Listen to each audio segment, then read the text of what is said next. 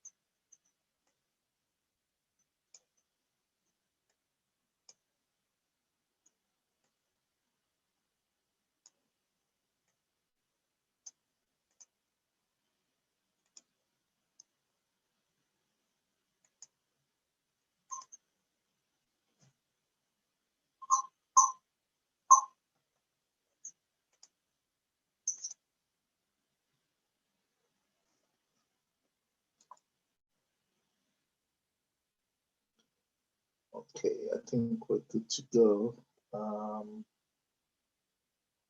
Let's see if we have anyone on Instagram joining us.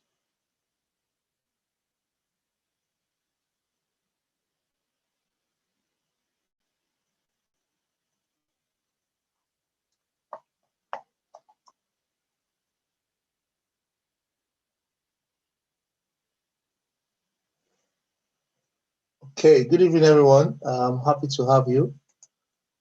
Let's get started. Welcome to Crypto Pulse Weekly with Dr. Demi. Today is the 9th of October, 2020. I'm usually excited in October because it happens to be my birthday and my wedding anniversary. But I usually forget half the time on the day itself.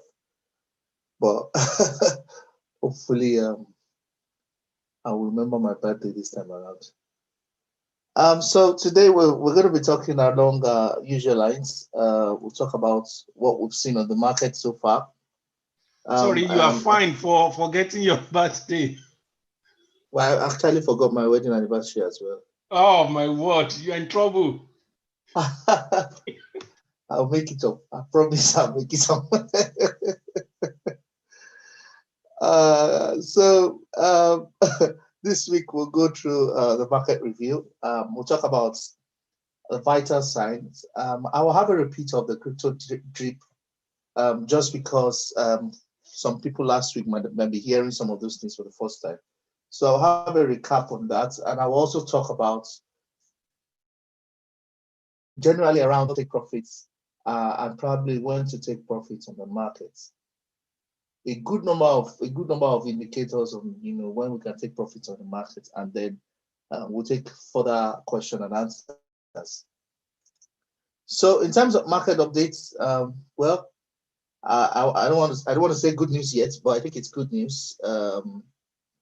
We already saw that our supreme leader, Mr. Trump, has miraculously resurrected from his COVID saga. So good news in the sense that there's no chaos on the US side for elections, and probably we might have the stimulus package, even though it was yarning nonsense when it came out originally. But I think he said it's reset and correct now, so we might have that stimulus package come through, and of course, because of that, we've been seeing some vibes on the markets.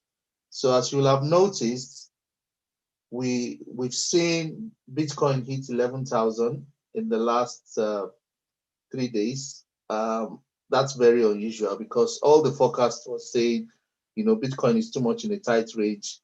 Is only going to go down from here. And I was thinking to myself, the market usually has a way of proving everybody wrong. But my original position was that I expected the market to go up um, around the period of the US election. And that looks like that's what's going to happen. In terms of what's causing the volatility, one of them is the fact that there's going to be about 1.1 trillion or 1.6 trillion dollars in bailout money coming from the US government. for freshly printed cash. Let me use that word, coming from the Federal Reserve Bank. And of course, anytime you see that, when we saw that in April, most people just took that money and went to buy Bitcoin. That's exactly what happened, or went to buy crypto, and the market went up. Generally speaking, I think most alts, as I said, most alts did 100% on an average. Most alts did more than 100%.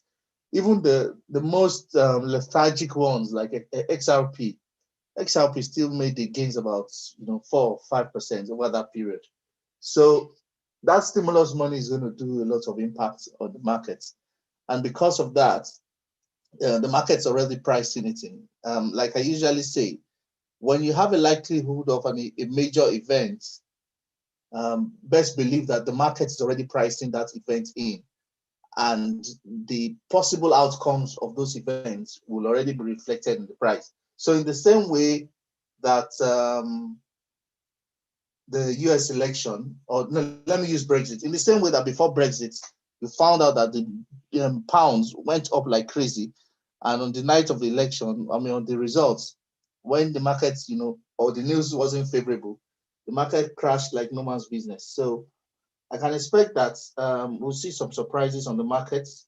I was just telling a forum of friends who are mostly into stock trading that they need to be out of the market before the end of the month, because there are talks of revaluation of the dollar around November.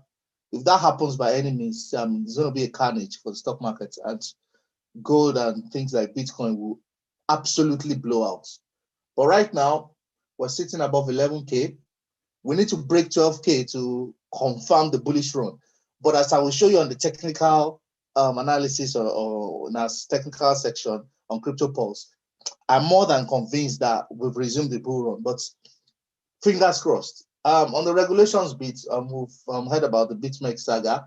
I think it's just the US government trying to look for problems or trouble with BitMEX. BitMEX actually operates in Hong Kong, by the way, for those who do not know. And they are up to now the largest crypto derivative platform in the world. Crypto derivative is, how do I explain it now? A crypto derivative is a financial product that is being sold as an extended product of the original. That's too much words, but think about it this way. The same way you can buy and sell the US dollar on the global forex markets, people buy and sell the US dollar index. The US dollar index is just a tracker index of how the US dollar is performing against itself. But people buy and sell it. People buy USD 30. The same thing with S&P. S&P is just, a tracker index of what's happening on a collection of stock markets or stock companies on the stock market. Same thing with FTFC. So BitMEX, as far back as 2014, 15, had created this platform that allows traders to short Bitcoin, to short Ethereum, to short XRP, meaning that they can sell XRP while the market is going up. So they can take positions both upward and downward against the original commodity.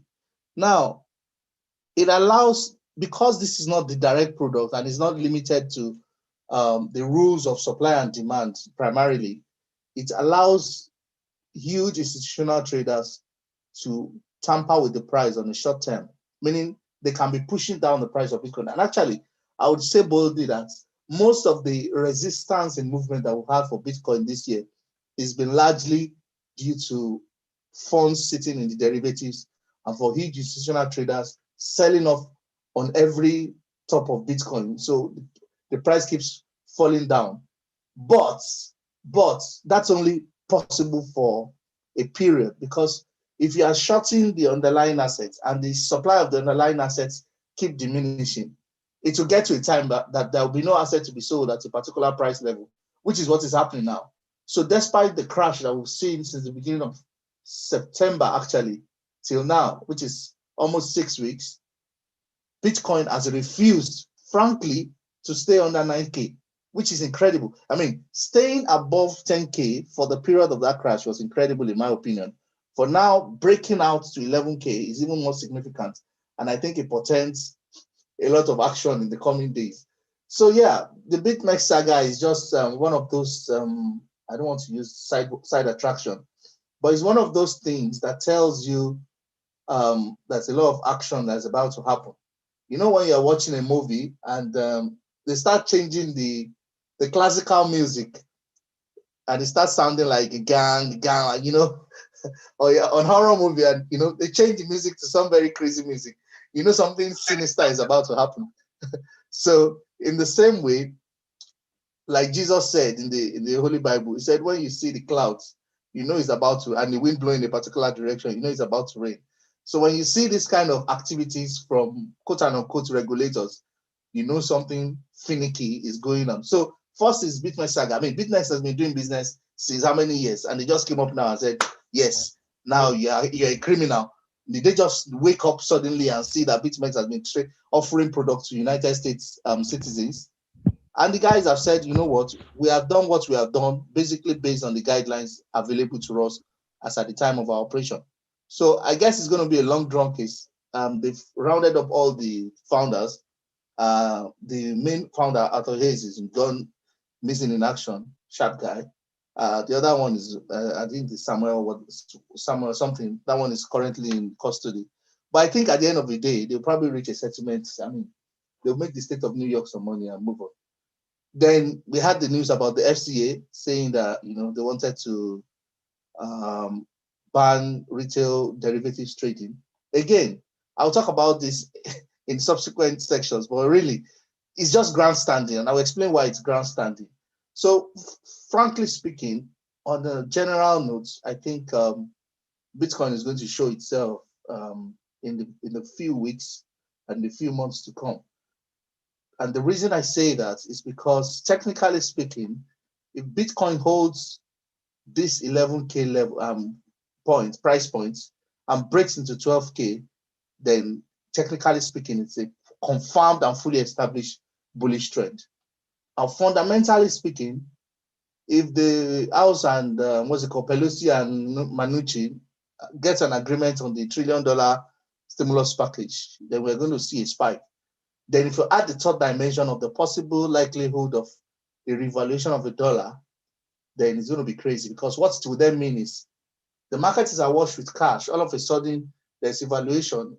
And in that scenario, everybody will drop cash and seek safe havens like Bitcoin and gold. Then you see the price of gold and Bitcoin go through the roof. That's a scenario that's waiting to play out, but we'll see what happens around the election period. So in terms of updates on KuCoin hack, you probably knew about a few weeks ago, KuCoin was hacked. Over 200 million was scattered away in tokens. But interestingly, they've recovered almost, about $200 million. I think it was about 285 that they were estimating that they had stolen before. They recovered 200 million. One of the hackers has been found and arrested, meaning, you know, it's a matter of time before they get the other guys. Probably they'll still be able to retrieve more of the, you know, the funds that have been stolen. I understand about 70 million have been, you know, pushed through DeFi like Uniswap and the likes. So they might not be able to get those ones. But for the other ones, I think they'll definitely be able to recover it. And, you know, it's a very strong signal for confidence and security in Bitcoin centralized exchanges. And I think it portends well for the community as well, because if you know that, you know, you can't steal the coins and get away with it, you will not try it. So what happens is, because it's a centralized ledger, I mean, it's a public ledger. If you stole Bitcoins, there, I mean, all the Bitcoins are known. So you can't steal anyone and nobody will know where you push them, except, you know, because of DeFi, where people are connected directly to their wallet. But even at that, the wallets to which each of these Bitcoin went, those wallets are known. So if somebody stole cryptocurrency and then took the cryptocurrency and took it to his own wallet, Jide, please, can you mute your mic? Sorry, everyone. I need to mute this mic. Yeah. I'm just going through your email. Mr. Jide, please mute your mic.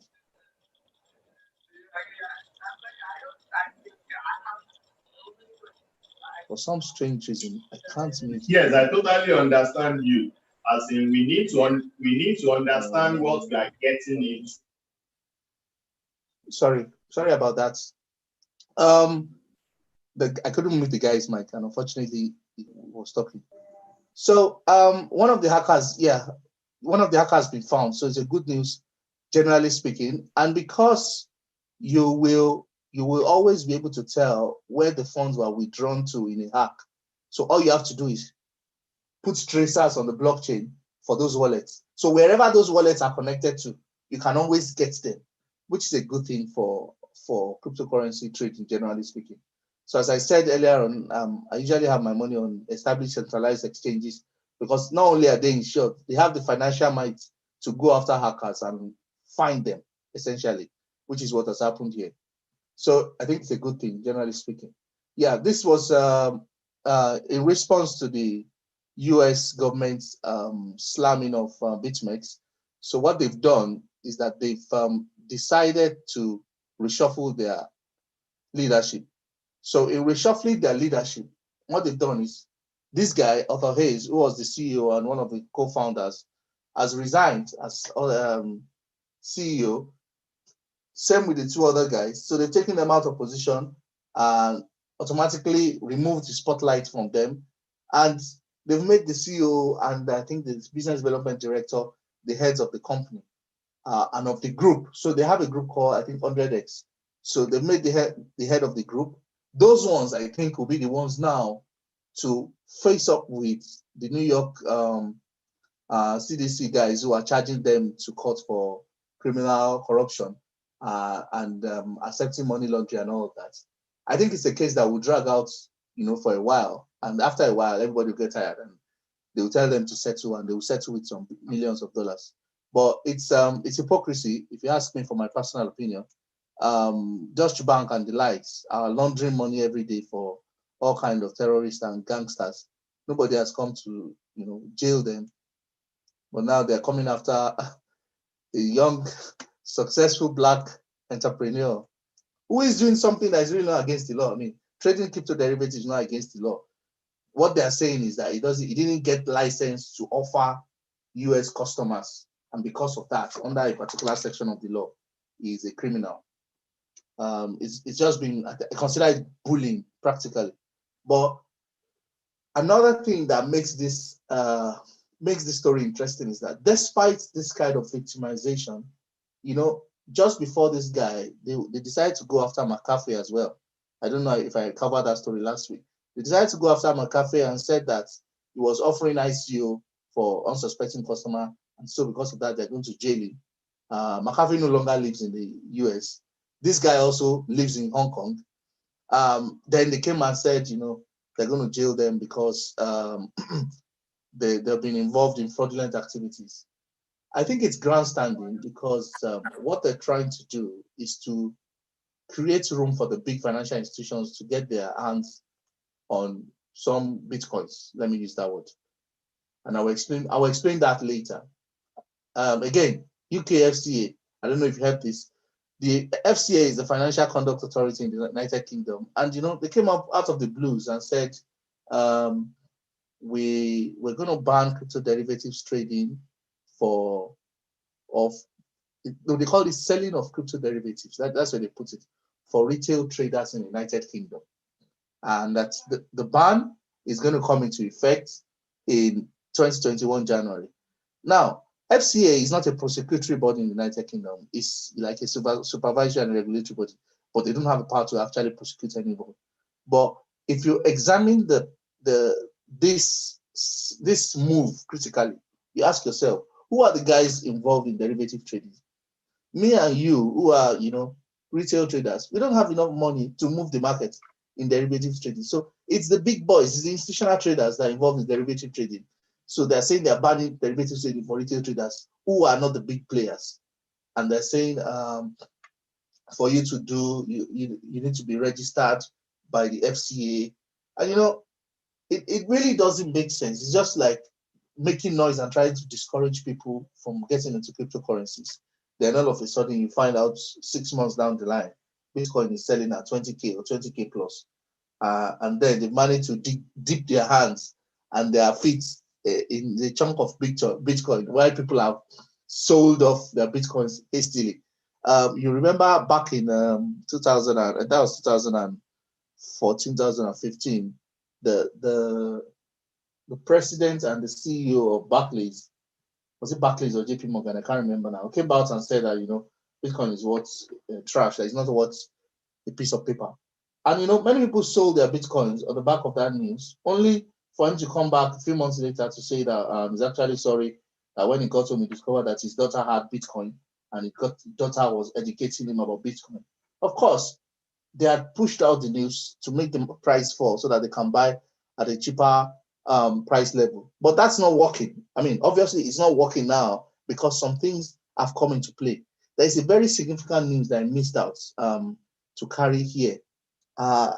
It's not carried in any major news, but I got it from somewhere that there was an advertisement in China with China positioning itself as a Bitcoin friendly or cryptocurrency friendly hub, almost like telling people that they were going to create a free trade zone for cryptocurrency. The same day that this guy decided to FCA decided to ban crypto derivatives. Now, what that tells me is that China is trying to position itself in a way that it will capture the nascent market of cryptocurrencies.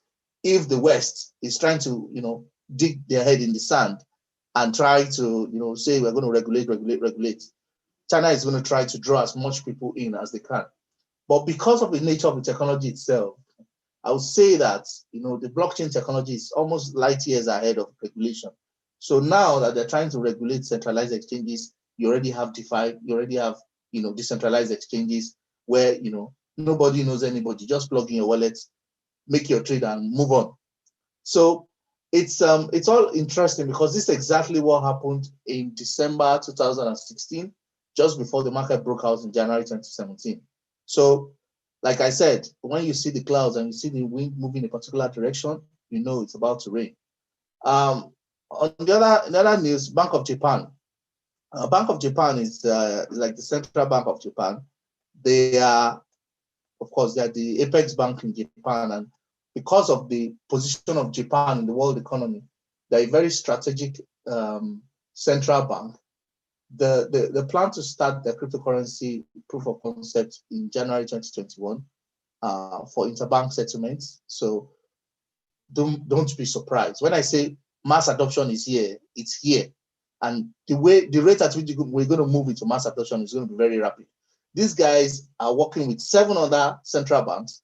They're working with the UK Central Bank. They're working with the European Central Bank, the Bank of England, Bank of England, European Central Bank, the Central Bank of Sweden, Switzerland, and Canada to pilot this POC 2021. Of course, once the POC goes fine and there are no issues, you can expect that by the end of next year or beginning of 2022, interbank settlement will be purely a crypto affair. So for people who are waiting for adoption, it's staring us in the face now. So the next news is a very interesting one. This guy, Twitter guy, Jack of Twitter, also Jack of Square. So Jack Dorsey is, as you probably already know, is the owner of Twitter and is also the owner of majority shareholder in Square. Square is a payment system that is owned by Jack Dorsey, and in the last week, he made a very bold statement with his money, with his company's money, by buying $50 million worth of Bitcoin. Now, if you have been following me and the stories I've been covering on the big institutional investors or institutional or corporates getting into crypto, you know that people like MicroStrategy and Blackstone, BlackRock have been actually secretly and openly accumulating the crypto. So Jack has come out to put the stake in the ground. So he bought, that's 50 million is almost 20% of his treasury for Square, and he's bought 50 million worth of cryptocurrencies. And you know that people like this are not buying Bitcoin to sell next year or to sell in 10 years' time. They're buying to hold. Like MicroStrategy said about 3 weeks ago or 4 weeks ago, that they are purchasing 450 million worth of Bitcoin It's not to sell now, that they plan to hold for as long as possible, if possible, 100 years. So if you see people getting into this kind of moves and taking this kind of position, it tells you that we're in for a long haul in terms of, global adoption by corporate organizations for Bitcoin. And of course, people like BlackRock are trying to get as much Bitcoin as they can, because they are trying to launch what you call exchange traded funds for Bitcoin in the United States. It's not been launched yet. So exchange traded funds are like what you have with CMME and BACS, where you can trade products on the back of the original product. It's just like derivatives, but it's a bit different from derivatives. So they already have 500,000 Bitcoins for BlackRock, and MicroStrategy probably has about 20-something thousand. Jack has maybe like 15,000, 10,000, I can't remember. But these guys are taking positions on the blockchain, as they say, with the intention of hedging their bets. Let me use that word. So they're also trying to protect their assets because they know, or they are seeing, that the US dollar is about to get swamped. Just for reference, the United States dollar, by the beginning of this year, had lost about 93% of its value. And by the time all this stimulus package go through this year, it will have lost about 7 or 8%. So it essentially will have lost all its value by the end of the year. So it's imminent that there is going to be a crash at some point. We don't know when, but I don't want to be on the underside of that crash. So I don't have money in the bank. I don't wish to at that point in time as well, because it will be very bloody if you just find out that your money is 10 times what's used to what. If you know what inflation in another word is just the loss of value of your currency. So when they say inflation rate is 10%, it means that year your money has lost 10% of its value. That's exactly what it means, but nobody can say it that way, because it's going to cause panic and people will make a run on the banks. So, but it's important that we keep that at the back of our mind anytime we read inflation, read devaluation. So when they say inflation is so and so, for instance, in Nigeria, know that the currency has been devalued by that same amount officially. So we expect inflation to be close to 8% to 7% at the end of this year for US, meaning that currency will have lost all of its value. So the banks know it.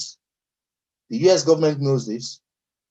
The governments serious Western governments know this. China knows this as well. So China is not by mistake removing the US dollar from the stock exchange as a reference currency and creating its own cryptocurrency. It's not by mistake. It's not by mistake that China got permission December last year to become an alternative world reserve currency. It's not by mistake. So when I tell people that the US dollar is underwater and is about to show, people are like, okay, what are your claims? But they're not claims, they're facts. So it's important that we keep that at the back of our mind. And I plan to maximize that opportunity. I see that an opportunity. Like I tell people, there's always opportunity in chaos, because the person who is the calmest in a situation of chaos has the best chance of deriving the most value. I'm going to say that again. If you're the calmest in a situation of chaos, you are the one at most advantage to maximize that chaos to whatever you want it to be. So I'll give a very funny example. If you're in box 18 of a football pitch and there is a cross that's coming, and there have been two headers that have tried to head the ball in and the ball didn't go in, everybody is running around. If the calmest person who is most attuned to what's happening is likely to get the ball in. If it's the keeper that is the calmest, he's eventually going to catch the ball. If it's the defender, he's going to kick it out. If it's the attacker, he's probably going to score. So the person that has the most level head in the situation of crisis might actually be the one to profit the most. So it's important that we go into any form of crisis with advanced knowledge so that we know how to position. So when they say stock market is crashing, maybe in 2021, and gold and Bitcoin are going up, you already have taken your positions and you're not screaming like everybody else. So these are interesting factors that tell us that people are taking positions. Like I say, don't listen to what people are saying. Don't listen to what the news is talking about. So when they say, FCA is doing this government is doing this, watch what they are doing, because what they are doing is more indicative of what is going to happen than what they're saying. So if they're saying, this thing is trash, and you find out that, they're loading up on it, you better best be loading up on it, because it means that they're just saying something different from what they're doing to dissuade everybody and distract everybody for what's going on. So keep your eyes peeled and watch the drama that's about to unfold in the next 6 months. I mean, whether we like it or not, we're going to see drama. We're going to see drama. Maximum 4 months, we're going to see drama. Some are already saying, we can actually see some drama before the election. But I would say, maximum 4 months, we're going to see drama. If you're new to crypto, it's still a good time to buy. I mean, I think the consensus generally now is that Bitcoin is not going to sell for lower than 10K. And I think all the miners are the people, and people who are holding as well. Nobody is ready to sell for less than 10K. That's my interpretation of what has happened in the last 6 weeks. Any of the events that has happened in the last 6 weeks, if it happened in 2016 or 2017, will have crashed the market completely. You've had a hack, you've had, major exchange being pumped by the government. You've had people being, they want to jail people. If this happened earlier on, it would have been a major carnage for the market. Trump went to COVID. I mean, Trump called COVID, all sorts of crazy things that happened in the last 6 weeks. Still, Bitcoin has refused to go below 10K. So it's a warning sign, or let's say a warning shot of what's going to happen in the next few months and few weeks. In terms of our crypto vital size, let me rush quickly. There's been a significant gain, as you can imagine, almost about 14 billion in the last 1 week from where we were last week on the overall market capitalization of Bitcoin. Same thing with altcoins. Altcoins gained about 11. Yeah, altcoin gains about 11 billion from last week, and we're still small in terms of size, as I always say, but significant to note that from where we were last week, we've flipped the switch now, and market capitalization is increasing. I'll continue to report this because it's important to show the trend of market capitalization. And when the market capitalization gets to 600, I will draw a chart and post it on one of those. You can say, I remember when I told you that this is going to hit 600 and probably 700, and now it's happened. Currently, Bitcoin dominance is 7.4, meaning Bitcoin is pumping and altcoins are trailing.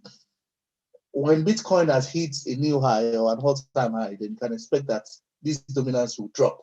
But currently, things are looking good for Bitcoin. Next target, I think, is 12,000. So on the technical analysis, I'll start with the weekly chart. And the reason I want to start with the weekly chart is the longer the time frame, the longer and the stronger the indicators, and the more impact it has on the direction of the market. So this chart we're looking at comes from all the way back from 2016. Yeah, this is like 2016 December. This is like 2017 January. This was the all-time high back then.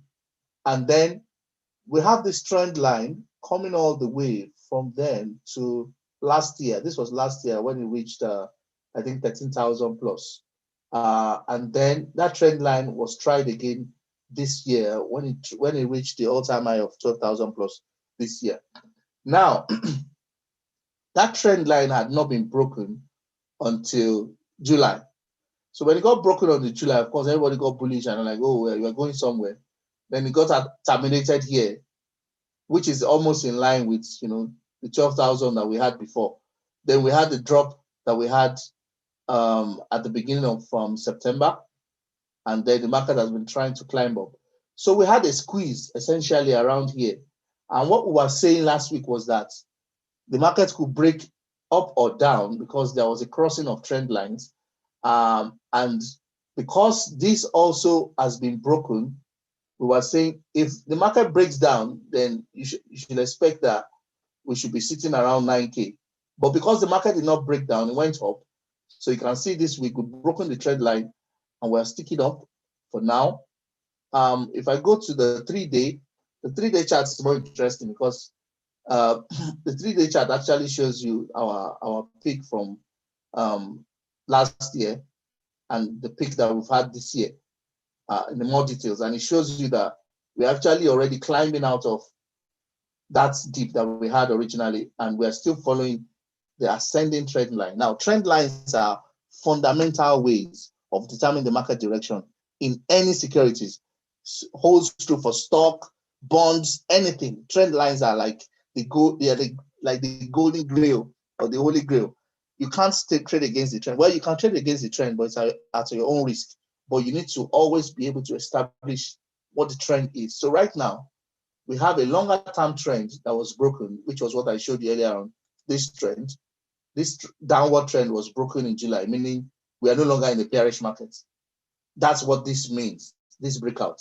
However, for it to consolidate, usually you expect that breakout to be tested.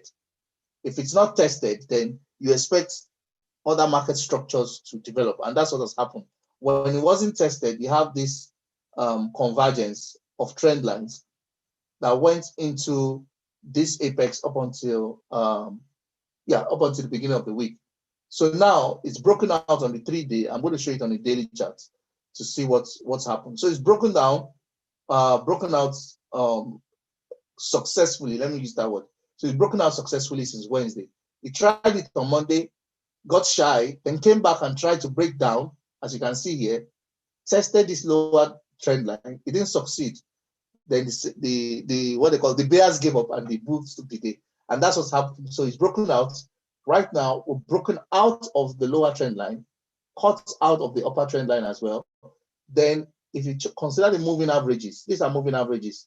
The purple one is the short term, it's like 7-day. The red is the medium term, usually like 21 or 28 days. And the blue one is or the green one is the long-term moving average, like 200 days moving average. So you can see that there was a lot of resistance here. It was difficult technically for the market to break here. And this is not only being watched by institutional investors. Excuse me, even their bots and their algorithms are always watching out for this. So when you see this kind of setup in any security, there's always going to be a breakout. So it was almost like a self-fulfilling prophecy that once you got to the end of the apex, there was either be a breakout up or a breakout down. So what's happened is the market did try to break out initially. It looked like a fake out. Then it came down and tried to test the support. By this time, we had the support from the 200 exponential moving average and the ascending trend line, and of course did not succeed. So now we're sitting at 11, as at the time of this screenshot, we're sitting at $11,055. That's actually tried 11,100 today. The expectation is that it will attempt 11,200. If we can't break it up, then it will come back to somewhere around here, which will be like 10,008. But if the stimulus discussions gets accelerated, we might see a breakout to 12,000. 12,000 is the serious resistance that we're looking at for now. If it breaks 12,000, then all-time high is like that, because once it breaks 12,000, it's basically just going to go to 13,000. After 13,000, there's no other resistance. There's no other resistance, until 19,000, which was the all-time high. So if it breaks 12,000 and 13,000 consecutively, I can tell you that we may get to, like somebody was saying on the chat that I was reading before joining this call, that how is it possible that Bitcoin can get to 20K? Bitcoin got to all-time high between, what am I saying? Between 3K and 20,000 in less than 12 weeks. Yeah, less than 12 weeks. I had that chart somewhere. I deleted it. I went to count the number of weeks. It went from 3K to 20K in less than 12 weeks. So do not underestimate the power of the bulls when and because it's long overdue. I think what's been pushing it down has been the big derivatives just trying to push down the market for a long time. So it's been long overdue. So that's the expectation. We expect some bullish action up to 12,000, and then we expect some resistance in 12,000. If 12,000 gets cut through, then we are in for a jolly ride. our epistle of market cycle, as I said, we are here. We're still sitting here. We need to break out to 13,000 or 14,000 to get to this, to start to get to this region of belief. Once we break out to 14,000, then 16,000, 18,000, it's an easy ride. And of course, at that time, even the shoemaker, we're talking about Bitcoin. So fasten your seatbelts, it's about to get bumpy. In terms of our sentiment analysis, as you can imagine, we've moved from where we were last week in terms of fear to neutral. The reason being, more people are buying. People are now more confident buying. And I keep saying that I think this is about the most accurate predictor of market entry for me in crypto. So, and I told you that we backtested it, a friend of mine and myself. I found out that it was accurate. So if you bought at every time the market hits the 40s or lower, if you bought and sold every time it hits the 70s or 80s, you will always make money. It's very funny. It's very simple because the algorithms you use are just things around the net. So all the information that is feeding this dashboard are information sitting on the net that the algorithms put together. Last week it was 41. I said, well, it was a good time to buy last week. If you bought last week, you will have made 5% profit already based on just what market has done in that 1 week. So anytime you see fear, it's a time to buy. When you see greed, know that it's a time not to buy. If you're already in the market, you might consider exiting your position and banking your profits. So as expected, the market has started reacting. And this was all sell last week. The 4-hour and the daily dashboard for Bitcoin was both Bitcoin USD was both sell for 4-hour and daily last week. Now you can see that it's moved to buy. And in fact, on the daily, it's moved to strong buy, meaning there is more momentum and volume in terms of daily volumes of Bitcoin being bought. So it's likely to be sustained because of the fundamentals that we have. And because people seem not to be selling, generally speaking. The holders and the miners seem to be content to sell Bitcoin at 10K. As I said, that's my interpretation of what has happened on the market for the past 6 weeks. The market has taken a lot of beating and a lot of bad news for it to have dropped below 10K, and that simply refused to drop. So it looks like the consensus is we're not selling below 10K. So it might be a long time before we come back to 10K if this rally holds. So in terms of crypto deep today, as I said, I was going to talk about how to read the market and how to understand what's happening in the market. So in terms of how to read the market, like I said, market capitalization is a good indication of how to read the market. I usually use let me look for CoinGecko. I usually use CoinGecko because CoinGecko gives me a good overview of what's happening in the market. So this CoinGecko, I get most of the analysis from CoinGecko, or well, some of the analysis for Bitcoin for CoinGecko.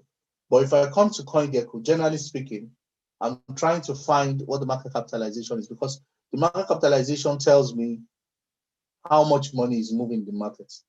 And it also tells me there's a delta. If there's a delta and this delta is, is coming down, I know that maybe, it's time to hold my position or sell off. So generally speaking, this is a good indicator of what's happening in the market. So for instance, you can see let's do 2020.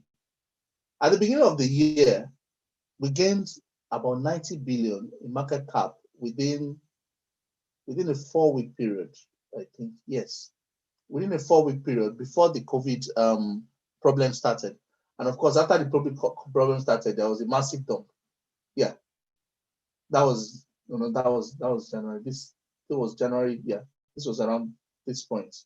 So I think it was around, yeah. So up until December, we're sitting at 195. Then all of a sudden, it bumped to almost 300. Then it dropped because of COVID. So market capitalization is a good indicator because it tells you whether money is coming in or whether money is coming out of the market. For now, I think it's only going to increase unless there's any act of God. Maybe there's a new COVID or a new virus that has shown up. I don't think that's going to happen, but that's the only thing that can make market capitalization go down for now. The other thing is sentiment, which is what I've shown you. The sentiment tells you whether it's a good time to buy or to hold your money, or it's a good time to sell. As I said, the simple thing is, if you check the market sentiment and the market sentiment is saying fear, it means that it's a good time to buy because people are not buying. Like I said, I wasn't the one that said it. It was Warren Buffett that said, you should be scared when everybody is greedy, and you should be greedy when everybody is scared. So when everybody is scared, it's a good time to get in because you are getting a discount. So I remember buying crypto for somebody at the peak of the market at the end of August, and I was just feeling bad that, if I just waited, 2 more weeks, I would have bought at a good discount. Now the money is sitting there. I'm carrying the bag and hoping that the price gets back to the price I bought, so that at least I can get off that market on my hand. But really, once there is fear, it's a good opportunity to load up. And once there is too much greed, it's a good opportunity as well to bank some profits. Then, of course, I talked about oscillators. Oscillators are very technical. They usually tell you when the market is oversold or overbought. I think our next webinar will happen at the end. Sorry, let me check that date. The next webinar on trading and technical analysis will happen. On the 31st. On the 31st of October.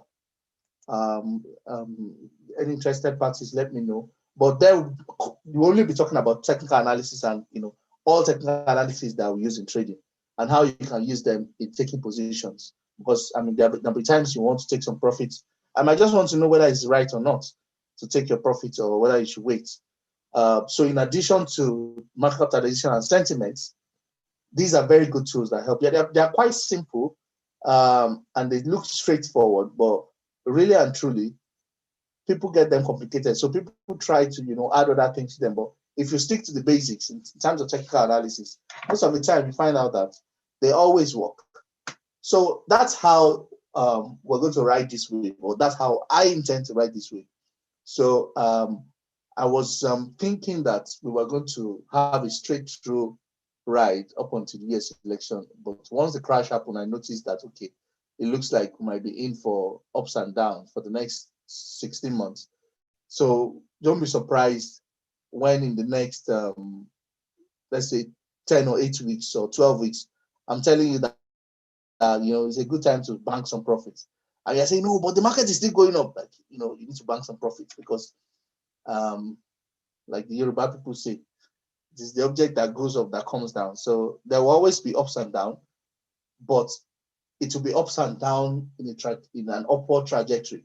So as the market is gaining more capitalization, as Bitcoin prices are breaking new all-time highs, it will be going up. People will be selling off. There will be new buyers coming in. So the price will go up astronomically. Then you have a parabolic manifestation, so to say. Then the price will crash, and because people have sold off at the top, then it will come down a bit. Then it will go up again. So that's expected for the next 12 months. But as I said, anybody that buys now cannot. You are guaranteed to be profitable. Guaranteed. You can quote me anywhere. Guaranteed to be profitable in as little as 12 weeks. Guaranteed to be profitable because the market is really at a discount. I wish I had like $1 million now. I'll just buy as in crazily altcoins and Bitcoin because everything is at a discount right now. That's it for today. Enough of my chit-chatting. If anybody has any question, let's take the question before we run out of time. I see you guys on Instagram. Thank you. I see Kunle, I see Tayo, I see Akada Academy. You're welcome. I see Digital Enterprise. You're welcome. So if you have any question on Instagram, you can type it into the question panel. Jida, I see you as well. If you're on Zoom, you can just unmute yourself or raise up your hand and I'll unmute you and you can ask a question.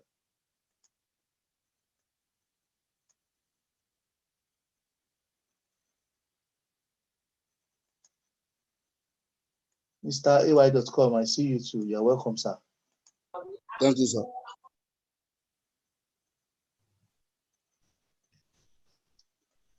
The great whale of Wales. What question that the great whale has? He's sleeping. Good evening, sir. I throw a salute. You're welcome. The great whale, come and share Bitcoin. AY. Emi lo mo pe e.